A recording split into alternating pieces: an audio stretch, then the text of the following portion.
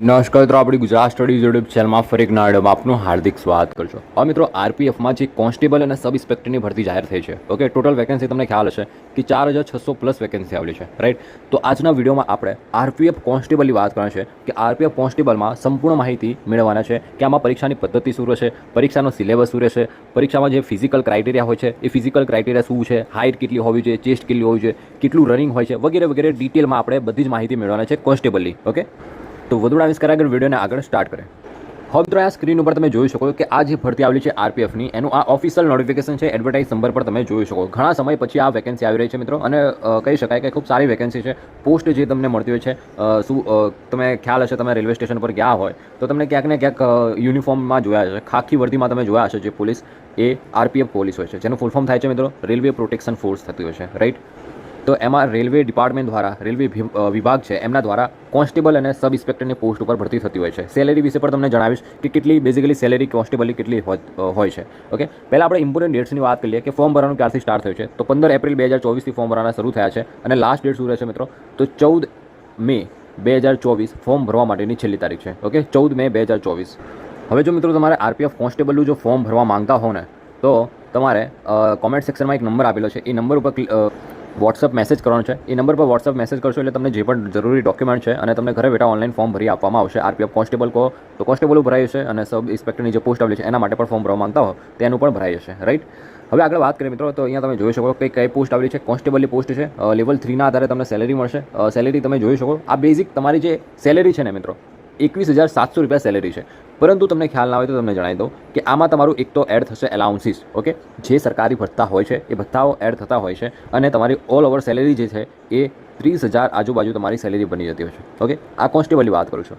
સબ ઇન્સ્પેક્ટરની વાત કરીએ તો સબ ઇન્સ્પેક્ટરની જે સેલેરી છે ને મિત્રો, એ 40,000 to 45,000 પ્લસ તમારી સેલેરી થતી હોય છે. ઓકે, એટલે 40,000 થી 45,000ની આજુબાજુ સબ ઇન્સ્પેક્ટરની સેલેરી મળતી હોય છે, અને કોન્સ્ટેબલમાં 30,000 સુધી. ઓકે, પછી મેડિકલ સ્ટાન્ડર્ડ તમારો B1 હોવો જોઈએ. કેટલો મેડિકલ સ્ટાન્ડર્ડમાં B1, અહીંયા તમે એ મેડિકલ ટેસ્ટ ચેકઅપ કરાવી લેવું પછી જ ફોર્મ ભરવું જોઈએ. ઓકે, કેમ કે આમાં મેડિકલ સ્ટાન્ડર્ડ B1 માંગેલો છે. ઓકે, આનાથી ઉપર A1 હોય છે, રાઈટ.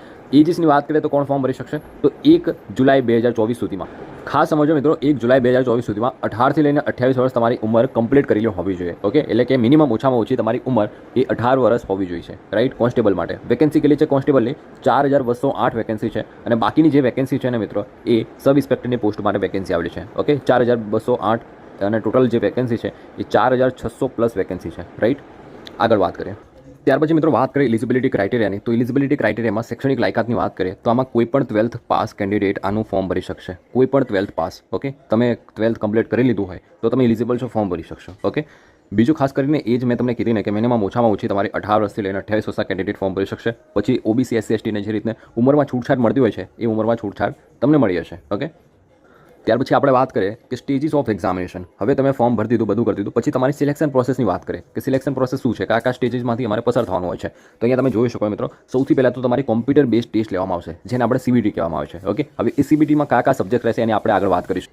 હવે મિત્રો, CBT એક્ઝામ કમ્પ્લીટ કર્યા પછી તમને ફિઝિકલ એફિશિયન્સી ટેસ્ટ માટે બોલાવવામાં આવશે. જો તમે CBT એક્ઝામ ક્વોલિફાય કરો છો તો તમને ફિઝિકલ એફિશિયન્સી ટેસ્ટ, પછી ફિઝિકલ મેઝરમેન્ટ ટેસ્ટ અને ડોક્યુમેન્ટ વેરિફિકેશન થતું હોય છે તમારું. ઓકે મિત્રો, અને આ જે વેકેન્સી છે ને એના 10 ગુણા ઉમેદવારને બોલાવવામાં આવતા હોય છે. ઓકે, હવે વેકેન્સી 4000 પ્લસ વેકેન્સી છે તો એના 10 ગુણા કરી દો, એટલા કેન્ડિડેટને ફિઝિકલ ટેસ્ટ માટે બોલાવવામાં આવતા હોય છે, રાઈટ.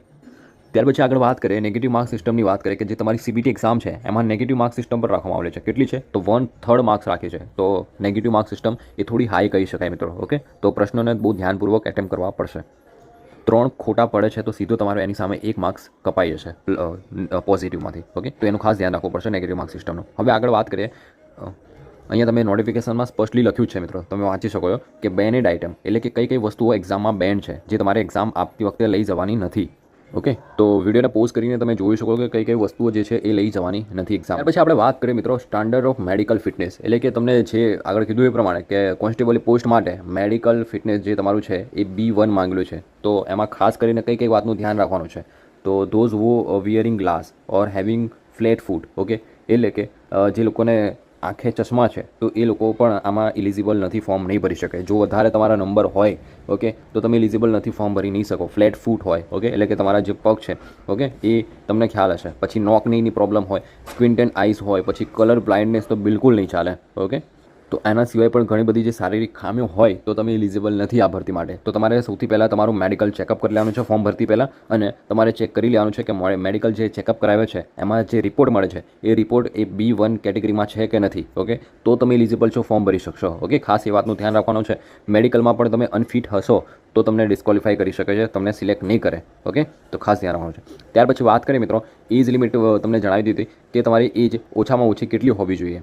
ઓકે, પછી તમને મેં કીધું ને કે 5 વર્ષ SC/ST કેન્ડિડેટે 5 વર્ષની છૂટછાટ મળે છે. OBC નોન ક્રિમિનલ કેન્ડિડેટ હોય તો 3 વર્ષની છૂટછાટ તમને મળતી હોય છે આમાં.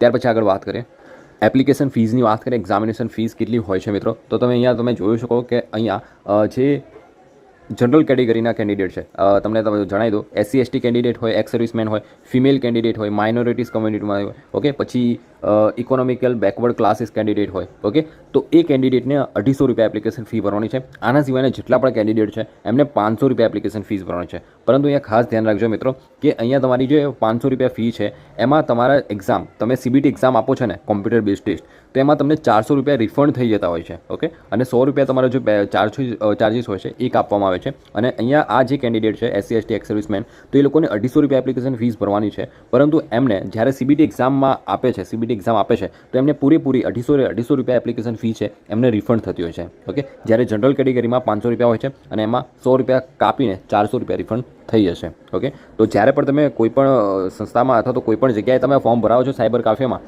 તો ખાસ ધ્યાન રાખવાનું છે કે જ્યારે ચલન છે એ કપાવો ત્યારે તમારા એકાઉન્ટમાંથી કપાવજો. કેમ કે જ્યારે પણ તમે તમારું રિફંડ થશે ને તો ડાયરેક્ટ એ એકાઉન્ટમાં, જે એકાઉન્ટમાંથી ટ્રાન્ઝેક્શન થયું હશે, ફી ભરી હશે, ત્યાં ગાડી રિફંડ થશે. ઓકે, તો ખાસ ધ્યાન રાખવાનું છે આ વાતનું.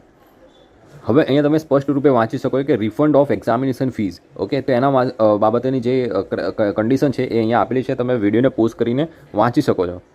હવે મિત્રો તમારી જે એક્ઝામ છે ને, computer base test CBT, okay, તો એની વાત કરીએ મિત્રો, તો આમાં એક્ઝામ છે મિત્રો. અગાઉ જે ક્વોલિફિકેશનની વાત કરીને કે 12th પાસ ઉપર આ ભરતી છે, તો એમાં થોડું કરેક્શન કરીશ, સુધારો કરીશ કે મને લાગ્યું કે આ ભરતી એ 12 પાસ ઉપર હશે, પરંતુ આ ભરતી છે એ 10 પાસ ઉપર છે મિત્રો. ઓકે, 10th પાસ ઉપર આ ભરતી છે. ઓકે, મેં અહીંયા CBTમાં એક્ઝામિનેશન જોયું ત્યારે મને ખ્યાલ પડ્યો કે આ એક્ઝામ છે એ 10th પાસ ઉપર છે. ઓકે, તો તમારા જે પ્રશ્નનું લેવલ હશે ને, તમારા જે પ્રશ્નો એક્ઝામનું સ્ટાન્ડર્ડ હશે એ પણ 10th પાસ લેવલનું હશે. ઓકે, તો ખાસ ધ્યાન રાખવાનું છે. હવે આપણે વાત કરીએ મિત્રો કે પેટર્ન સિલેબસ શું છે CBT એક્ઝામનો, તો અહીંયા તમે વાંચી શકો છો મિત્રો કે તમારા સૌથી પહેલાં તો કેટલા ક્વેશ્ચન હશે, તો 120 ક્વેશ્ચન હશે, જેના માટે તમને 90 મિનિટ સમય આપવામાં આવશે. ટોટલ 90 મિનિટ સમય આપવામાં આવશે. ત્યાર પછી સાચા જવાબનો એક પ્રશ્ન 1 માર્ક્સ રહેશે. ઓકે, અને ખોટા જવાબના 0.33 નેગેટિવ માર્ક્સ સિસ્ટમ રાખવામાં આવેલી છે. રાઈટ, જે તમે અહીંયા જોઈ શકો 1/3 નેગેટિવ માર્ક્સ સિસ્ટમ છે. હવે આ જે એક્ઝામ છે મિત્રો, એમાં તમે મિનિમમ પાસ પર્સન્ટેજ તમે જોઈ શકો. અનરિઝર્વ EWS એન્ડ OBC 35% લાવવા પડશે કમ્પલસરી, અને SC/ST માટે 30% એક્ઝામ માટે જે કહેવાય ને મિનિમમ પાસિંગ માર્ક્સ છે એ 30% છે. ઓકે, આનાથી ઓછા માર્ક્સ હશે તો તમારું જે મેરિટમાં ગણવામાં પણ નહીં આવે. ઓકે, ત્યાર પછી આગળ વાત કરીએ સિલેબસની વાત કરીએ મિત્રો કે સિલેબસ શું છે CBT એક્ઝામનો. તો સૌથી પહેલાં આપણે વાત કરીએ મિત્રો કે તમારું અર્થમેટિક પૂછાશે, એટલે મેથેમેટિક્સ કહે છે ને એ પૂછાશે 35 માર્ક્સમાં. એનો ડિટેલ સિલેબસ અહીંયા આપેલો છે મિત્રો કે કયા ચેપ્ટર કરવાનો છે, જેમ કે નંબર સિસ્ટમ છે, વોલ નંબર છે, ડેસિમલ છે, ફ્રેક્શન છે, રિલેશનશિપ બિટવીન નંબર છે. ઓકે, પછી પર્સન્ટેજ છે, રેશિયો એન્ડ પ્રપોર્શન છે, એવરેજીસ છે, ઇન્ટરેસ્ટ, ઓકે, ઇન્ટરેસ્ટ છે, સિમ્પલ ઇન્ટરેસ્ટ, કમ્પાઉન્ડ ઇન્ટરેસ્ટ છે, પ્રોફિટ લોસ છે, ડિસ્કાઉન્ટ છે. ઓકે, તો આ બધા DIના પણ પ્રશ્નો પૂછાશે. ઓકે, તો આ બધા પ્રશ્નોમાંથી તમને 35 માર્ક્સો પૂછવામાં આવશે.